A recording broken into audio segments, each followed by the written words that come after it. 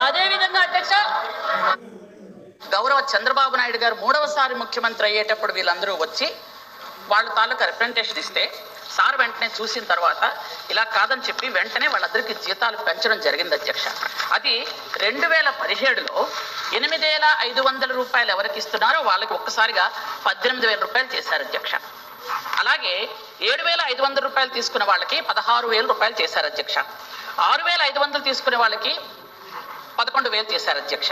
అలాగే 5,000 తీసుకున్న వాళ్ళకి 10,900 చేశారు అధ్యక్ష.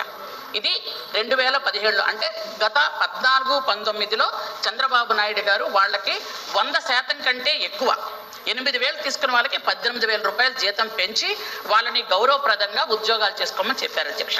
అయితే ఆ తరువాత వచ్చినటువంటి ప్రభుత్వం 5 సంవత్సరాలుగా కాగితాలు పెట్టాం, చూసాం. ఇప్పుడు మాటలు మాత్రం ఎలా మాట్లాడుతున్నారంటే పేదలు, పాపం, గిరిజనులు అప్పుడు 5